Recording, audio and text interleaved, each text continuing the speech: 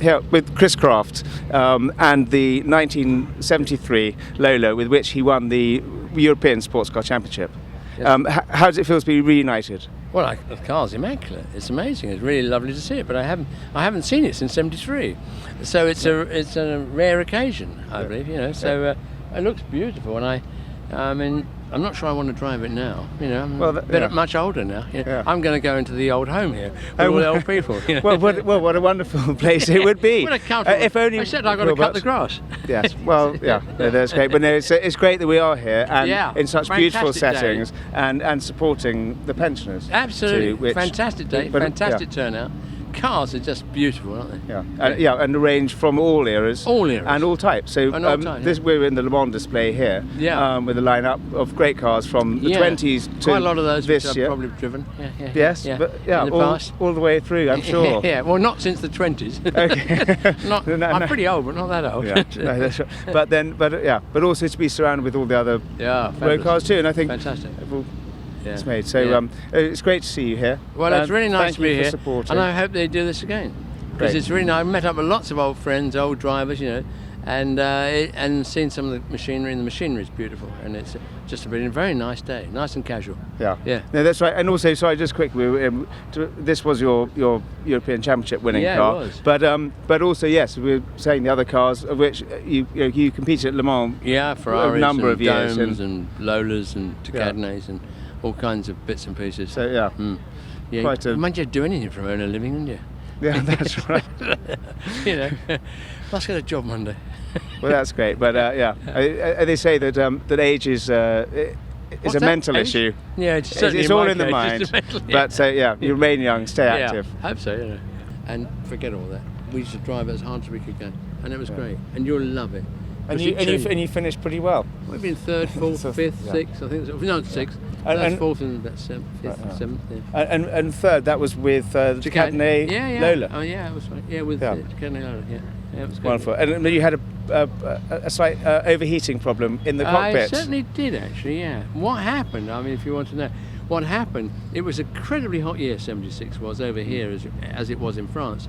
And what happened? There's a flap which takes the air out from the radiator, which is in the front, and it fell down. And what it did, it pumped all the hot air onto the pedals. And so what happens? All the hot air was going on the pedals, so they got red hot. And I, like an idiot, thinking it was a trouble with my foot, put a metal plate in my shoe, which made it even worse. And that was really uncomfortable, I must say. At one stage, hello Terry. At one stage, going down the straight, I thought you're just pretending this is hurting, and I was trying to push the throttle to the floor, not the brake, the throttle, and I passed out. And I thought, no, this is hurting. And eventually, got around all that one, and we finished there. It was pretty good. We missed second by about 18 seconds. But fantastic. If you don't win it, it's no good, is it? No, but for effectively a private entry against the factory cars. We spent less than 25 grand on that when we used to do it against Works Porsche, didn't it? And that was Alan. Alan produced a very good car, a good team, and it was really nice, and it was good fun. We did it for fun. Yeah. And also, but you were, it was '76. You were still travelling at pretty high speeds then. That was doing about '76, about 215. Yeah. But the Ferrari we had in '71 was doing 236. 236 miles an hour. Yeah, it's quite quick. Yeah.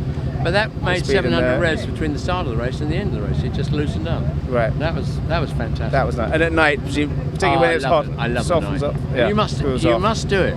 You've got to do it. It's not through. No, you've got to do it because the smell of all the crepes with the Grand Marnier and the smell of it and the concentration you can do at night is so much better. You go quicker. But actually, but similarly, I suppose the equivalent of that smell is the barbecues in Germany at the Nürburgring. Well, I suppose I've never done the 24 hours at the ring. No. And it's an amazing atmosphere. Yeah, it is. All those long all over the circuit. Yeah, people camping from Tuesday. A friend of ours who bought one of our rockets, he does the 24 hours. And but I think he thinks it's dangerous now because there's so many starters. Yes. See, whereas at Le Mans you've only got 55. at the most 54. Yeah. I think at the 24 hours you've probably got 200. Yes. Which is a yes. lot. In fact, for qualifying, and very different grades of cars. Yes. You know, so I'm not sure I'd want to do that. No, it's a lot more involved. I mean, the circuit's longer and a bit more spread out, but the speed differences are pretty high. Have you obviously done the ring? Yeah. Have you done the South Circuit? So you haven't done the South no, Sea? because unfortunately it was taken up before I was. You're only a young lad, see? But I did first drive around the Nordschleife when I was 12. 12? How'd you do that? It was, it was a private session, of course, Yeah. and with my father. I had been driving since I was 7 in cars, fantastic. so it was one of those What did he things take that you around in? I went in Oh, you were Maserati driving? Khamsin. I drove Fantastic. in a Maserati Khamsin. Oh, So wonderful. it sounds So it's in the it sounds blood? rather spot. Yes, I'm going to watch you. but so Yeah, I do. yeah, I've got you marked for the future. great. Thank you, Yeah, Chris. fantastic. Keep you posted. I will Okay, indeed, yeah. that's bye. Thank you.